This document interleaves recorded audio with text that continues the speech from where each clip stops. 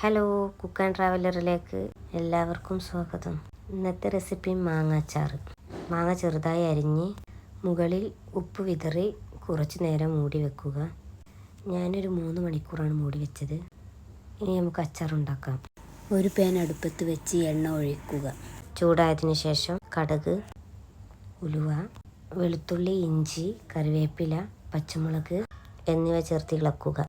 ശേഷം മുളക് പൊടി, മഞ്ഞൾപ്പൊടി, ആവശ്യത്തിന് ഉപ്പ്, കടുക്, ഉലുവ പൊടിച്ചത്, അച്ചാർ പൊടി, കാഴപ്പൊടി, സുർക്ക എന്നിവ ചേർത്ത് ഒന്ന് തിളച്ചതിന് ശേഷം നമ്മൾ ആദ്യം ഉപ്പ് ഇട്ട് റെസ്റ്റ് ചെയ്യാൻ വെച്ച മാങ്ങ അതിലേക്ക് ഇട്ട് കൊടുക്കുക. എന്നിട്ട് നന്നായി ഇളക്കുക. ഉപ്പ് കുറവാണെങ്കിൽ ഇട്ട് കൊടുക്കുക.